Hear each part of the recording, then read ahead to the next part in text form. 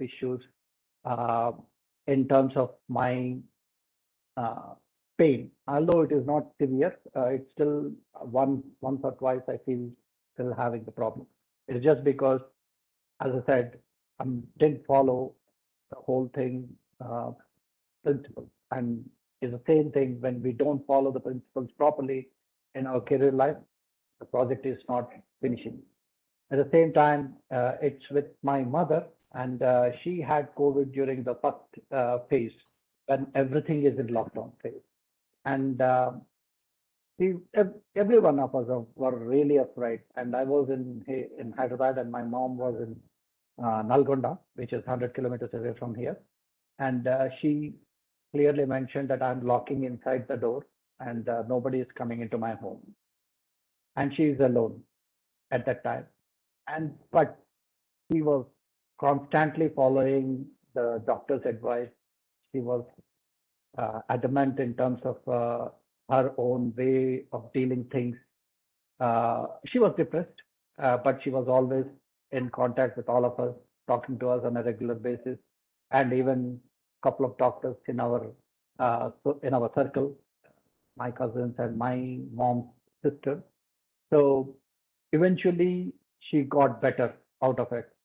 And when I see, hindsight, he followed all the principles to the core, taking the medicine properly in time and following things, taking water, hydrating herself, and cooking food, even though she was completely bedridden a couple of days and couldn't move, but still she kind of made herself to cook something and eat.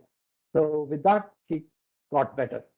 And with that context, and when you actually go through this webinar completely, you will understand why I said some of the principles which you don't follow, how it affects, and when you follow, how you get better. So with that, having said that, I request Dr. Deepa Bhide to give us her personal recovery from her ankle fracture, which is a severe medical ailment and accident actually. So I request Tehseen to give her Dr. Deepa's introduction and giving back to you, Tehseen. Thank you, Gokul. I hope you can still hear me. Yes. Yeah. Okay, thank you. Thank you. With over two decades of professional experience, Dr. Deepa seamlessly integrates medical practice and research with IT and project management. Her expertise encompasses consulting, training, operations with a strong proficiency in clinical medicine, project management, and healthcare information technology. She was awarded a gold medal by Osmania University for achieving the highest rank in the MBBS course and went on to specialize in pediatrics and child health, obtaining a DCH degree. Dr. Deepa has held diverse positions within both local and global regions of PMI, actively participating as a speaker and attendee in numerous national and international meetings and online events. Residing in Hyderabad, India, Dr. Deepa's passion includes traveling, singing, exploring cuisines from around the world, and she can be reached at deepa.bhide@gmail.com. With that, I would request Dr. Deepa Bhide to take over the stage. Thank you so much, Tehseen. Thank you, Komal. Thank you, Gokul. And thanks everybody who have joined this session on a Saturday morning. I know it's a weekend and all of you must have or probably have other chores to attend. So thank you for taking the time out. Today, what we will do is I'll go over the presentation, telling you the story and weaving in how I have used project management practices in every stage of this recovery.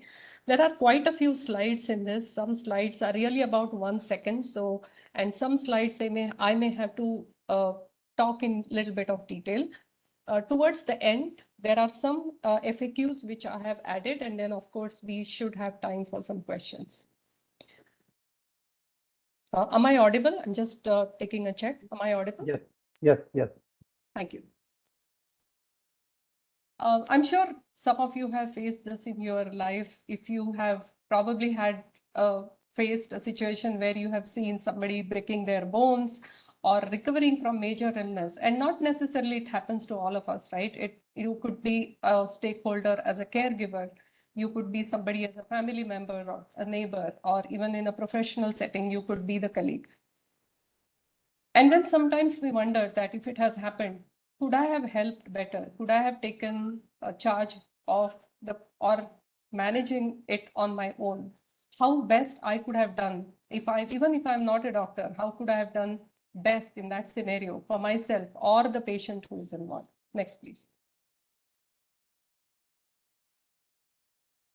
This is a little bit of an intro just to give you that been involved with a lot of PMI chapters, and it's one of my, I would say, ikigai, the latest book that I read, and I like I said, I follow this Japanese concept of what is the really a purpose of my life, and I really want to give back to my own fraternity, to the people who are around me, and of course PMI, which is one of I think I have a special contract with PMI as one of my partners in my own ikigai. Next slide, please. This is something which is I'm writing right now for PM World Journal, and in the PM World Journal you will see series articles, and in that right now for the June this particular paper has been published, and you have also published a lot of articles in projectmanagement.com. I really write articles which is a blend of healthcare and project management. I know we have stalwarts in project management, and I know we have clinical stalwarts, but I love the passion, and I have the passion of this blend. So I try to see how I can blend PM and healthcare. And currently the latest article that is released is patient care as a project. There are 6 more articles that will come up through the year 2023. So anyone who is interested, please go to PM World Journal and PM World Library, and you will be able to actually take a look at all these articles. Next slide, please. And then we are you all prepared to see this project? It's something very special to me because I was wearing multiple hats. This is, yes, next slide. This is the state on 10th July that I was in, very badly injured. I was just operated and trying to put up a very forced smile. I was in a tremendous pain that day, but the hospital community and my nurse who was treating me, she said, ma'am, even if you are in pain, please pose for a photograph. Because that's what will bring some smile, and I'm sure you'll remember that. So I posed with my nursing in charges, and a bad injury, as you see, my leg was on a particular pillow, and I was there in this position for 10 days in the hospital. And the next is where I have completed, I was in the phase 1, completed and standing on my own feet. So that was really a feat that I felt I achieved. Going back, just one slide back. No, behind. Yeah. Why are we actually spending this time? I want to take a minute. Next slide. Why are we spending this time? So I personally felt when I looked at myself and I said that why am I presenting, and why are people really spending this time? What benefit are they going to have, or they going to pass on? I felt that this story or this particular incident really, I mean, n number of people, millions of people around the world have ankle fractures, and really lots of people around the world have chronic diseases.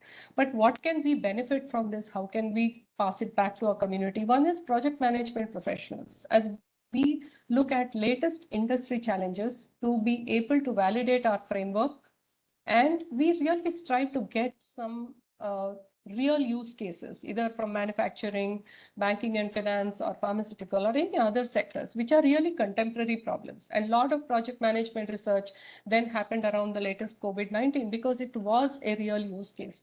And to get a real medical use case, it's not really easy at times. Here, I felt I can give you my use case and talk to you. If anybody also wants to contact me later on, I'm more than happy to talk about finer nuances because we cannot cover everything in this next 30 minutes.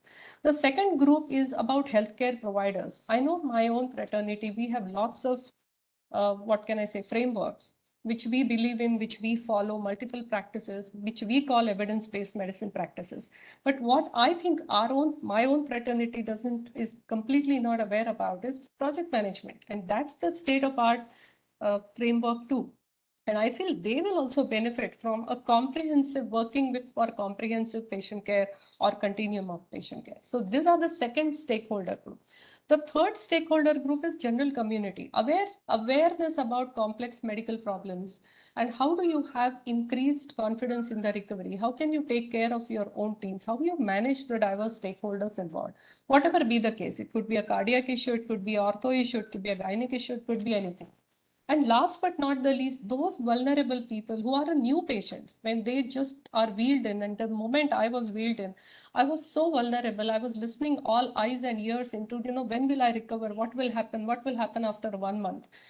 So I think those are the people. So knowing this story, trying to integrate a comprehensive patient care with project management, I think that really benefits this 4 group of stakeholders. Next slide.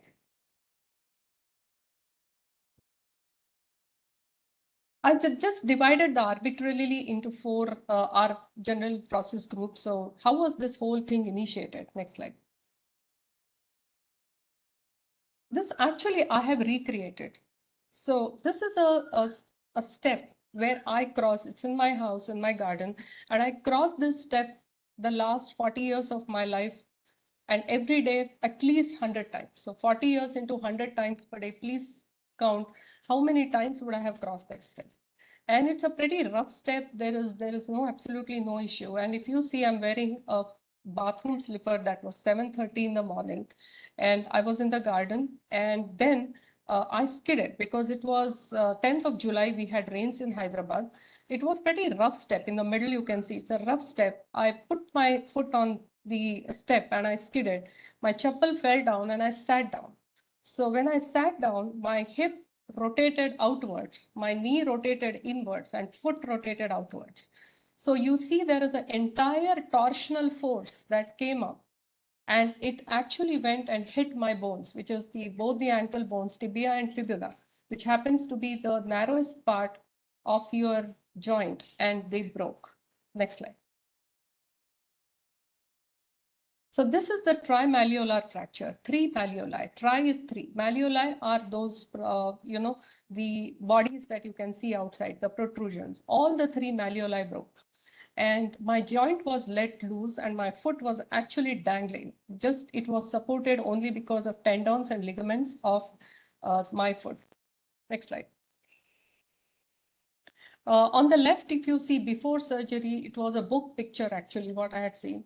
Those arrows actually represent the breaks in the bone. And on the right side, you see that was after surgery when the hardware, that is the titanium implants, are fixed.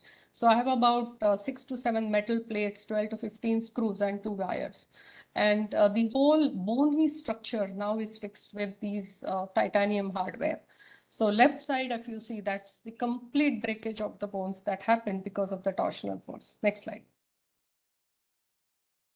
This is again the same view. This is the lateral view. If you see, there is a break in the bone, and the same hardware if you see on the right hand picture.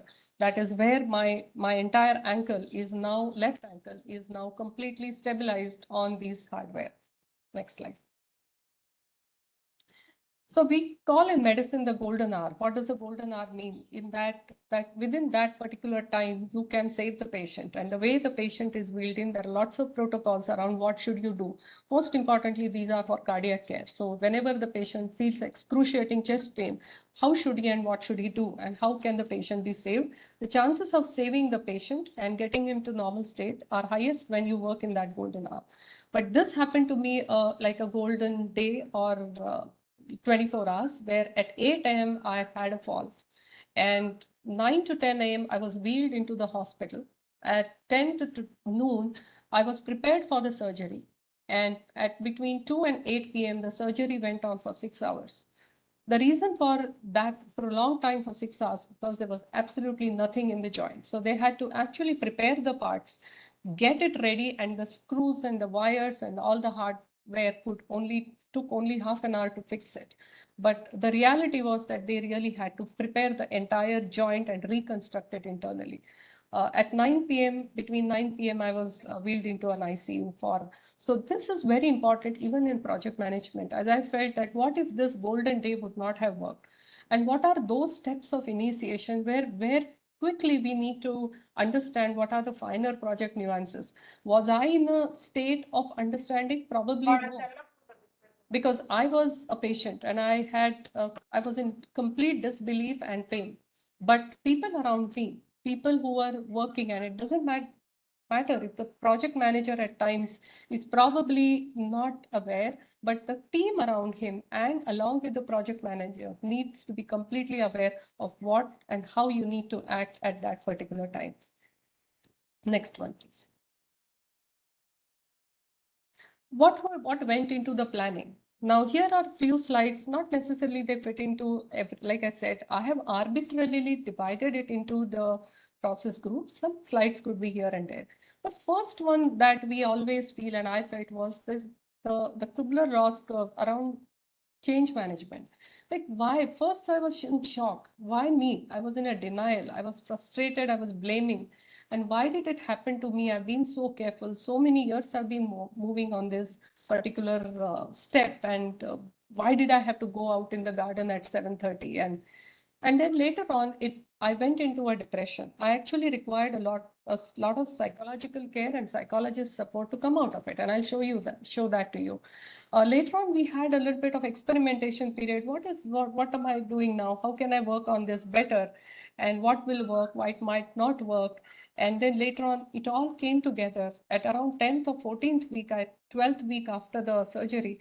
I felt that I was in a much better shape in terms, and I was able to see a hope of standing on my own feet. Till that time, I don't think I was even having a hope, and that was putting me under a lot of depression. Next slide, please. So during the planning phase, when I was working very closely with my surgeon, obviously I was not working, they were working with me because the clinical power had taken on. The clinical expertise was very high, and those were the team members who were acting initially. So when, knowing since I'm a physician myself too, I was working with them, and all of us sitting in the hospital, we used to have actually a meeting, and we would define what would be the goals of care and what would and this, I have divided those goals of care and I reframed it based on the project management principles, 7th edition PMB. Okay. So what I did was who are the stakeholders involved? Because I had diverse stakeholders whom we were taking. One was a psychologist, physician, nurse, super specialist, and then I had my family members and a caregiver and multiple people who were getting involved. What was the complexity involved? There were constant changes. Morning, I used to be in one state, and the evening there used to be different. There were different tasks involved which had interdependencies. There were a lot of so-called conflicts in terms of how should I be reacting and how those interdependencies needed to be taken care of. How was this whole team collaborating with each other, because they all had lots of other patients to take care of. What were the risks? I had lots of medical conditions. I myself have lots of medical conditions. There were a lot of sequelae from my earlier medical conditions. There was a chance of redo surgery. What if the hardware would not work? And then what was the entire value delivery process in this? What was the value was to get me back into normal function. I didn't consider myself to be Usain Bolt or something running a 100 meters race, but I just wanted to get myself into the normal state. What was the quality of the service as well as the quality of recovery? What adaptation did I need to do? Because I was not able to get out of the bed. How would I do my activities of daily life? And last but not the least, who was the leader in this? I was the leader. My team was the leader, but everybody had their own responsibilities that they needed to perform. So when I looked at this whole picture, what I did was I created a big Excel. The first thing that I did was I created a big Excel. Any one of you would like to contact me, I can walk you through the Excel. I cannot show the Excel to you because it's just too much. I have just taken a couple of screenshots, which I have put towards the later. But I really worked at as a project plan. And it was also a good use of my time because I didn't have anything to do. And I used to just sit and think, okay, let me think about this. I used to read the PM book and start working on that. Next slide, please. Sometimes we feel we are in the medical world and we don't understand how do we communicate to the non-medical world when we are working together. And I felt that instead of talking in a medical jargon, I felt if I have to convey this to my family and my caregiving team and team who are not necessarily medical semantic knowledgeable in medical semantics, I could create something like this. And it also helps in the teams, right? Sometimes when we create small mnemonics and things like that, it just motivates the team, like a theme for the day, word of the day, and so on. So for me, the recovery tenets were peace and love. So peace, protection, elevation, avoid anti-inflammatory medications. And Gokul talked about opioids, right? That was exactly what I needed to avoid, although I had to take morphine because it was excruciatingly painful. Compression, education, load bearing, optimism. I had to stay motivated because if I collapse, then people around me will collapse. And I will not be able to work as a team member. Even if one team member is not working, the whole team goes in some different state of morale. And we have seen that in our projects as well. Then vascularization, the bone had to get vascularized and I had to go through the graded exercise. Next slide, please. I also had to check of the risk of other things. So because I fell down and I sat down doesn't mean that the other joints were not involved. So we actually did X-ray of all possible joints in my body just to see whether any other joint was involved because that also needed to be taken care of during the surgery. By God's grace and by grace of everybody and my well-wishers, I didn't have any other injuries, at least as of now. Thank you. Going to the execution phase. What did we think? So what went into the planning was thinking about other injuries, thinking about my psychology, thinking about team members, thinking about recovery goals, etc., etc. And then we came actually into the execution. When we came to the execution, the first thing that as a team, medical team, with what are the evidence-based medical guidelines that are given by international organizations for trimalleolar fracture recovery for a 56-year-old female, etc., etc. These are all the definitions that had to be given. While there are lots of ortho guidelines, and then there is no dearth of that, and multiple classifications, and we don't need to go through that in detail. But what came to my mind was this, and we actually discussed this. This is called ERA's Enhanced Recovery After Surgery Framework. And this framework, actually, I've given the link, any of you can go through it. It's not a very known society, I would say, but they give extremely good guidelines for large surgeries, major surgeries. What is most important in this is that just a new way of looking at major surgeries. And you actually engage the patient in this whole active patient involvement is key for this. There are multiple checklists that they have pre-operative, that is before the surgery, during the surgery, and after the surgery. And what we actually saw that I actually sat down and created the checklist and said what the checklist followed. And 12 out of 20 criteria were met in my case because this particular checklist is not for my fracture, but I just took it to ensure that it was following. So somewhere, sometimes we get such a help and we need to seek that help where we ourselves know how are we moving ahead. So for example, was I given a pre-admission education about my surgery and what is going to happen and what hardware is going to go inside? Yes, I was. And if I didn't know, I could have asked for it. So I think such checklists, such understanding of your own complications and understanding is very important for me. Next slide, please. Second was work breakdown structure. So as the execution was moving forward, I had to plan multiple ways. how do I just manage this recovery? We had so many tracks to take care of. One is the discharge track. So I needed to get discharged in the first place.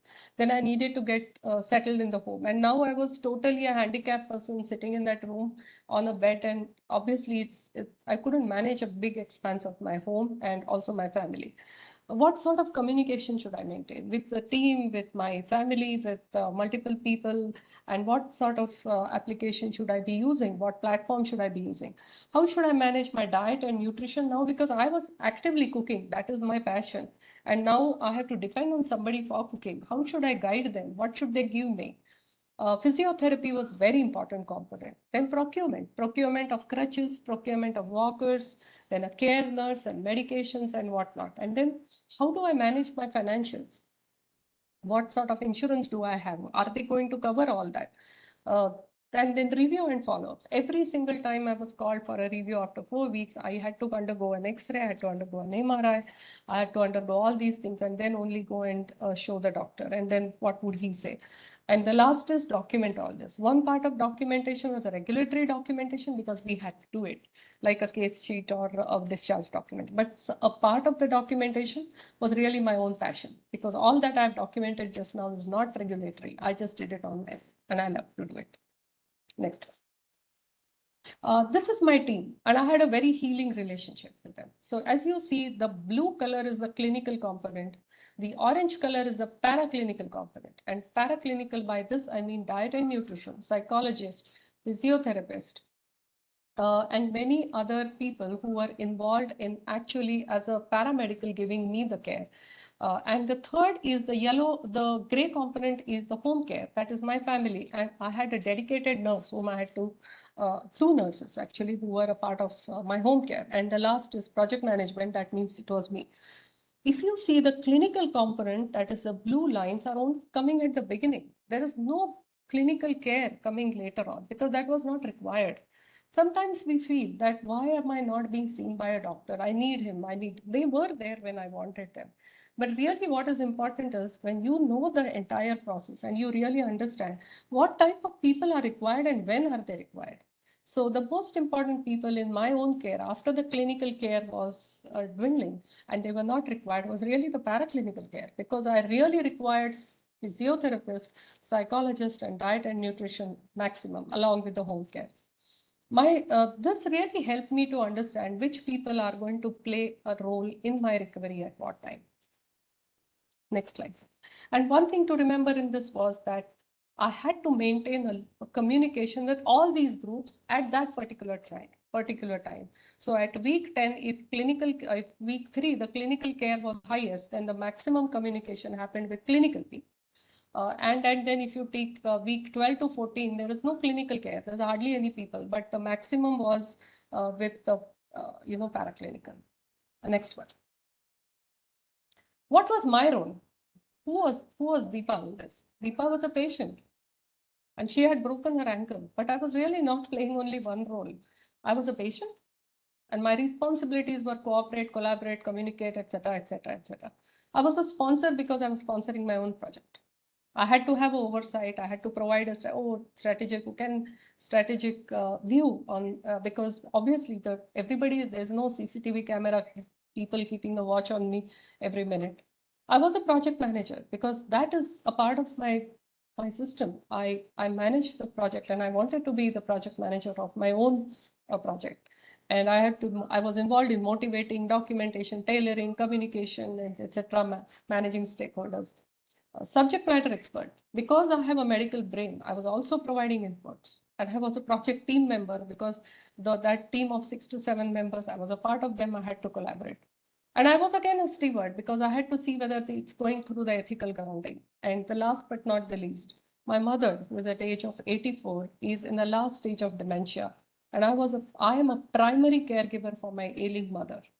So she could not, I'm all around her at all times, but at this point of time, I was all differently sitting in a different room and I couldn't even see her. So I had to depend on somebody else to give a care to her, which was extremely difficult for me psychologically. So these were the different roles that I played. Yeah, please go on to the next. I had to divide this whole project into phases. Though from a medical and clinical standpoint, there's not really definition that you break this. But as we know, as a project manager, we need to really have control over the project. And why do we do, and what's project management all about? It's about breaking things down into manageable components that you can have a control over and you can visualize it and you can be transparent about it. So what I did was I said, okay, first 0 to 16 weeks is where my surgery, post-surgery, whatever, psychological problems, diet problems, clinical and all of that. Let me first say phase 1 and then phase 2. So I'm currently, I fell down on, I'm in the 50, I would say 50th week, maybe 48th week right now. So I'm in phase 2 and I've completed phase 1 successfully, feeling very happy about it, like I said. And after phase 2, I'm again going to document all of this because I really need to have a complete story. My total recovery is going to take 2 years, which is almost 104 weeks. But I'm very happy with my own recovery at this point and really feel happy that I'm in control of both the phases. Next slide. This is the part, like I said, Excel, which I maintain, like the 101 tabs in that. And I started maintaining what are really my parameters? What are the different attributes? So one is clinical attribute. We'll just talk about that. When I talk about clinical attribute, I had to talk about wound status, mental sensorium, how was the pain because of excruciating pain in ankle and pain in other ankle and pain in multiple other joints. And how was my mobility? And because ankle joint, these are all weight bearing joints, hip, ankle, knee, all these are weight bearing joints completely involved into your mobility. So mobility is the essence in all the injuries related to the lower limb joints. And then after that, radiology, after that, the activities of daily living and psychology. I created my own scale and I started putting that scale down. And then I created this small spark lines to see what is going up, what is going down, why it went down. If you see pain swelling of the left knee joint shows up as a ascending line, rest everything is descending, but only one is ascending. And why? Because I started developing compensatory movements of the joint. To spare my ankle, my knee started taking a lot of work and that caused a knee joint swelling. Right now, the swelling is much in control, but it had increased till almost last 2 months. So this is just one part. I just took a screenshot of the Excel, but I created lots of scales and lots of my own things. And I mean, because it's all about managing the project the way I wanted to see and also wanted to flag to my team if there was a delay. And that's the next slide. Yeah. What about my psychological health? Like I said, I was completely depressed. I was in a shock, disbelief, denial that it cannot happen to me. And I really needed to develop patience. I needed to control my anger and frustration. I had to be grounded on ethics. I had to do a lot of adaptation. And I also needed to stay motivated. I learned French. I had learned French when I was in 12th, but I relearned French. I can read and write French. I sang, I downloaded that Star Maker and I started singing every day. And like I said, I spent a lot of time documenting all this, enjoying actually documenting. I started giving a lot of education to my caregiver who then told me that she now can deal with these patients. So I did a lot of activities. I even did a small modak, which we call during Ganesh festival. And I actually had a small hot plate next to me and I prepared modak on the hot plate. So it was about taking that particular time in a stride. I actually written a article, and this is in PM World Journal. It has been published in December of last year. Those of you who are interested to go through that article, please go through. It's all about the psychological changes that I've done. Next slide. These were my important resources. If you see, there is a FRAX tool. I tried and looked at FRAX tool. This is a fracture risk assessment tool, very useful tool given by UK and also endorsed by quite a few agencies. But that just gives you an idea about how should you be aware of the risk that you have. Everyday spirometer, ankle injury checklist. And I also enrolled myself into support groups. So that I could, write into them. I got some. I had a crutch on the right side. If you see me, I'm walking with using a walker. That was very heavy, and I almost used it to walk in the room. I used WhatsApp a lot and communicated. And these on the left side, if you see, that is an electrotherapy device every single day because my nerves were broken, arteries were broken, everything was broken. So they had to stimulate my nerves because the muscles had to regain. So next slide. How did I monitor and control? Because all this was happening, and like I told you, I was a patient and I was a project manager. So I had to also see whether I was on track. Next slide. The fourth thing is about planned and actual weight bearing. Like I said, weight bearing mobility is very important in these cases.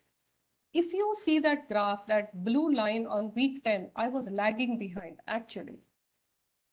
And that was the time that I had a flag and I said that there's something wrong and this is not going to work. I had to call my psychologist. I talked to my physiotherapist, and then my doctor told me that, Deepa, this is more about your mind. You are not motivated enough. It has nothing to do with your physiotherapy. So I had a few psychological consultations again, and then they motivated me. And then if you see, the next week, I actually overshot. So I was able to bear more weight than what I was expected to. The second thing is the range of movement. ROM means range of movement. If you see on the right side, the orange is the right ankle, which is a normal ankle, and the left is the yellow is the left ankle, which is the operated ankle. I don't have a normal range of movement. Now I could be better. I'm going to monitor it now. But I did not have. My ankles were not moving, but I still kept, there is an instrument called gonioscopy.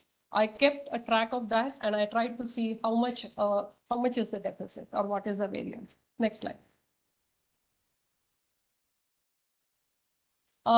These are another two graphs again of monitoring. The right side, if you see muscular circumference, the left side was wasted. My left leg is smaller than my right leg. The muscles of my left leg are smaller. They have less power than my right leg. Because my right leg compensated, they actually increased the power and the circumference. And my left leg, because I was not walking on it, it actually reduced. I also drew a radar graph to show you if you were to compare this with a fracture of your humerus, that is your hand, then how does it appear? The complexity of trimalleolar ankle fracture is way higher than the hand fracture. And mostly it is because of multi-mix team involvement, it is because of mobility issues, and it is because of dependency on activities of daily life, like bathing, using the loo and lots of things. So trimalleolar ankle fracture really is very high in complexity. Next slide, please. This is just the timeline of phase 1, right from day 1. You go to week 16, where I had a complete independent walk from absolutely a fall. And I'm sorry about the sound. I just had somebody who is right in front of my door. I just asked him to move. There was a fall right from the day 1 of the fall till week 16, where I was able to completely stand up my leg and walk. This was a recovery, and I have a similar diagram now for phase 2 as well. Next slide. This is slightly shifted, nothing much to do about this. This is just a graphical representation of the parameters, which I've already shown you earlier. Next slide. Yes, this slide is important. When I sat down and I said, why did I fall actually? Why did this happen? I mean, what went wrong? And generally I started to sit and assume, oh yeah, my bones are weak, postmenopausal, this, that, multiple things. But then when you really put it in a perspective, you probably get to know really things better. And then I just used our famous fishbone diagram, family factors. I was anxious about my ailing mother. That's always there in my mind. Physical factors, I had weak bones. Why? Because it's a postmenopausal case. I had low vitamin D levels because I'm sitting indoors, and I had taken vitamin D earlier because I had low vitamin D levels. I also had low B12 levels, and probably I had a giddiness at that moment of time. I was not wearing the right footwear as I was advised. I was advised that I should be wearing sports shoes at all times, even on a Kanjivaram sari. But still, I was not wearing. And that was the biggest mistake. So it was incorrect footwear, slippery rough surface. I did not have a bearing or a side, something that I could, I should have probably at thinking that during this rainy season, that particular, that step could become a little slippery. my mind was preoccupied. You know, I had so many things going on in my mind. I wanted to shoot for farm to fork. I wanted to think about my mother. I also wanted to have my breakfast. So perhaps not something that we should do. And then obviously the joint factors are, it is a weight bearing joint. It's a very complex joint. And if you see, that is the only joint which does not have a single muscle. If you have anything related to your hip and knee joint, there are lots and lots and lots of muscles that surround it. So they protect the joint, but ankle joint is not protected. It has only skin and it has only bones. So that's the problem with the joint. So this gave me a completely clear picture of what really went wrong. And I really request all of you sometimes to, whenever things happen, to put it in perspective, actually like a boardroom diagram. Next slide, please. Yeah, this is about, we talk about SWOT, but I thought about an action-oriented SWOT. This is one of the idea which I had seen an author writing in PM World Journal. And what were my opportunities and what were my threats? So opportunities in terms of quick communication, increased personal determination. These were my opportunities and strengths as well. And I improved tech savviness. I learned, I'm quite tech savvy than maybe other family members. And I have a good medical hold on because of my being a physician.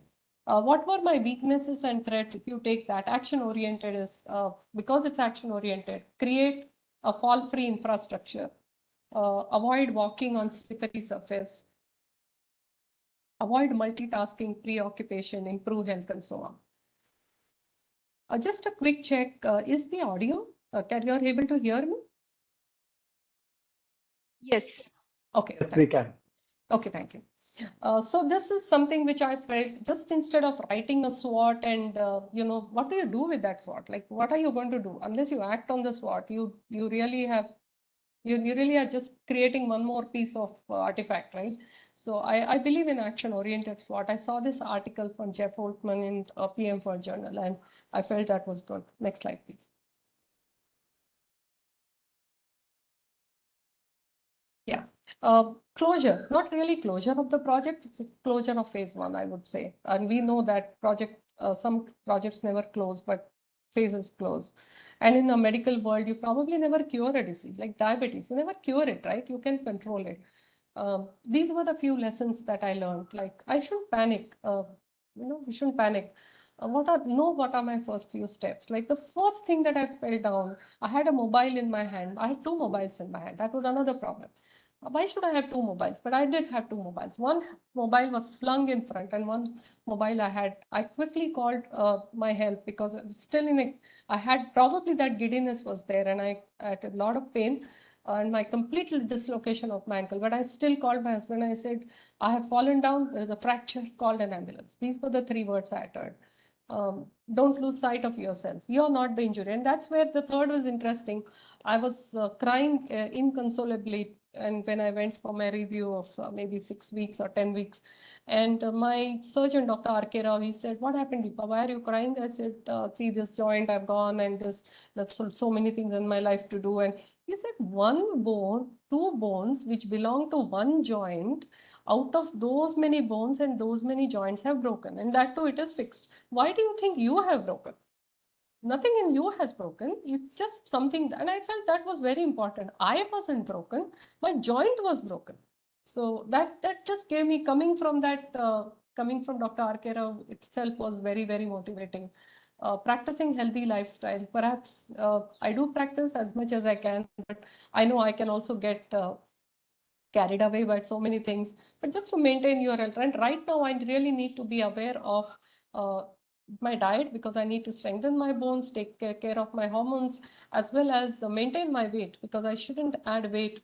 Any addition of the weight means it adds to the weight on the bone. And then most importantly, am I prepared? I'm not prepared for, am I really prepared for another fall or injury? Well, anything can happen anytime, but at least I know what I have a road. I know how I have managed this and what are the areas of improvement and opportunities. But most importantly, I think I'm a project manager of my own health. Other ways in just for a few points that I thought was change in the mindset is must. That denial, that shock, that disbelief, I don't think that helps, because you only get into a depression. We need to adapt quickly and say that how can I recover out of it? identify my roles. If I say I'm a patient now, all of you come and serve me this, that doesn't help. I had to take on 6 other roles. Know your basics. I had to know, even though I'm not an orthopedic surgeon, orthopedics is something which I learned while I was doing medicine. But I again went back and read something like a 5,000-page literature to understand what exactly is the problem, what is the mechanics of ankle joint. And I think I really benefited from that. And then be agile in the approach. Every day, every minute was different. Next slide, please.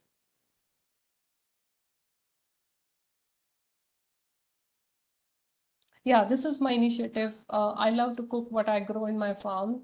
I've given quite a few lectures, and this is one from IHM, this Institute of Health Management, Hyderabad. And yes, this is something, it's already there. I just yearn to cook and cook and cook and grow and look at the vegetables. I'm particularly on, so that's why I want to get on my ankles, because I really want to get my ankles back so that I can go back to my farm. And what you see me holding is a cassava, that is a tapioca root, and we prepared the sago out of it. And I prepared the cake, which is the cuy lapis, which is a Thai dessert, as you see. Next slide.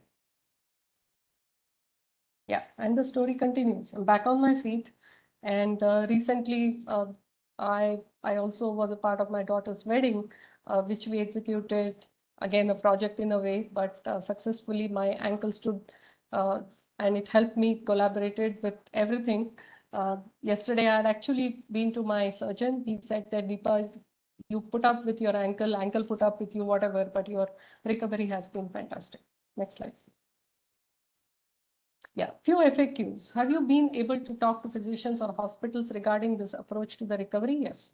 Yes, in talks with a couple of nursing homes here. I think every nursing home, every doctor, every group of professional individuals, I would say, construction or whatever, they have their own views. It's not easy to make a change to their views. They have been practicing their views, but if you are open, then probably you can accept others. What a PM approach, agile, waterfall, hybrid, would you classify? I think it's a hybrid project. Every day I had to make changes was agile, but I had to keep a track of my quality indicators. That was a waterfall, and then hybrid was a mix of two. Can you manage this project if you're not a healthcare professional? Yes, you can. I don't think, yes, healthcare, being a healthcare is advantages. Because I was able to understand the basics better, but you really don't need to be a healthcare professional to manage such projects. Can you implement a similar approach for all chronic conditions? Pretty much. As we know, healthcare project management will cut across the domains, although the healthcare, every project is unique. So recovering from a cardiac surgery is going to be different from recovering from a trimalleolar fracture. Tailoring is required. PMBOK 7th edition really gives very good methodologies on tailoring. What role do you see other disciplines such as pharma, IT, medical devices in similar projects? A lot. Because there is a lot of, see, I myself have so many processes and all of this, and all of these bodies really needed to collaborate to get to the actual final. And chronic care management is all about having all these disciplines work together. Do you have some ready templates so that you can share? Yes, a few. If you would like me to know more about this, you can get in touch with me. I can share whatever I have, and I have given my coordinates. Next slide. Yeah, that's my. And that's that. With that, I end my talk. I know I took a little bit more time, but I thought, and I think I rushed in some slides. I don't mind if any one of you would like to get in touch with me to know more about any of these phases, any of the slides. I don't mind. So. Thank you, Dr. Deepa. I see more comments and appreciation. I believe this is so thought through presentation and the way you have executed this project. Most of the questions are, I believe, answered during your talk as well as the FAQs, but I do have a couple of questions. Yeah. Apart from the comments is on the methodology that you have used for project estimation. Would you mind talking about it? Can you elaborate on that question a little bit? It's on the methodology when you are coming up with estimates. So people want to know if you have used any specific methodology. Actually, I did not, because this was not related to anything that was uh, more, I would say, related to finances or related to a very specific estimates that I could create. I had to really work every morning and every afternoon and every evening differently. So I did not utilize any specific estimating techniques. But what I used was I tried to understand how to adapt, how to use the agile principles better. And I did not have anything like story points or anything because those were really more tailored to software development. Here is where I had things which were symptoms, which were sometimes even intangible. And what symptom I had in the morning, probably I didn't have in the evening. And a sign that I developed in the evening was so bad that I had to, immediately talk to my team in the morning. So no specific project estimation techniques, but that's a very good question. If there was something which I didn't document, it's worth looking at it and documenting. Great, thank you. It's well answered, I would say. And there is another one which is something similar to it, but on this trend that you were showing during the measurement piece that you came up with, was there any tool used, or is it using the Excel and the data points that you have entered? No, right now it is Excel and data point entered. Although for my joint movements, like I said, it's a gonioscope that we have. And rest of it, it was completely. I had to, there are no guidelines given how to monitor it, even in some of the major clinical works, right? Because it's not a project for them. They write it based on their own clinical, saying that anteroposterior movement has to increase by 2 degrees of flexion in an obtuse angle. Now, how do I relate that to a project, right? I have to say, so I had to create a scale to match that scale of a clinical scale. So I created two parallel scales. So one is where there is a clinical definition, and there's a parallel project management scale I had to prepare. So if it says greater than 2 degree flexion in an obtuse angle in an anteroflexion moment, that means this is a scale of 3.3 to 4. So I had to keep on mixing and matching it so that I could come to some data points that I had. Otherwise, there is no data point. So that Excel actually has all those data points. Makes sense. And Dr. Deepa, since you mentioned this is something which you initiated, right? This is your baby project. And suppose, and you are talking to different nursing homes, and if they start picking up, right? Do you think there will be an opportunity for AI here in future? Yes, couple of things I thought was that let's look at a template. Like what if there is I get a support from nursing home, somebody else like our own fraternity takes it up and we create a template, and then you have multiple fractures, multiple documentations or use of that template. We run an AI on it, and then it's ready to understand. For example, excruciating pain. If I write that word, I can train the auto chart note creator. I can train the AI to understand what is being documented. I can create a pre-visit note to say that something like the context of the patient. Like there was no context in this case, right? But if you say a female 56-year-old postmenopausal this with thyroid, and I had actually history of cancer of the thyroid, and I'm on Eltroxin for the last 27 years. So which is also a reason for my weak bones. So if you have all of this given to our AI, and AI is really sitting on it, combing the whole entire web, it's actually going to give that Frax tool type of scenario, or maybe something better than the Frax tool. So it's actually going to guide you into doing, making the right assessment. So lots of opportunity, but we need data. Only on one case or two cases you cannot do it. Yeah, so I see there are ample opportunities in future. Absolutely. Thank you so much. I am overwhelmed. I hope you can read all these messages. They are really inspirational. I think they are just praising you, Deepa. I do not see any more questions. Can we move on? Yes, there's one thing that I would like to say here is before we go into this, what I understood from this whole session is one thing. When everything is dark, when you are in a place where you don't know what to do, that's when the process actually helps you. If you start believing and start implementing the processes, that you understood from your personal life or professional life and start implementing those, slowly that you will get to a place where you understand what's happening, and then you have a way to make your future better. So this is one of the examples where we all went through one of the other physical ailments, or a tour where a travel, a holiday that we planned, but we never actually use any PM tools. This is one of the ways where when you are in a very dark place, when you don't know what is happening, that's when you actually use this process, you will come out in a better way and much helpful for others too. So that's what I thought. I just thought, I'll give my opinion here. Thanks, Gokul. I know we are a little above time. We will be just needing 5 more minutes to wrap this up.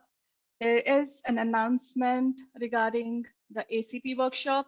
The dates are on your screen. And if you have any queries, please feel free to reach out to us on WhatsApp or email us directly to academy@pmi-pcc.org, or any corporate related inquiries, please reach out to corporate@pmi-pcc.org. If you want to take a screenshot, please do it for the email addresses. Great. We can move on to the next one, please. Yeah, we kindly ask, like we do after every session, for your feedback. The feedbacks are valuable. Please scan the QR code given and share your feedback with us. It will help us improve going forward. We'll pause for a moment and then we'll move.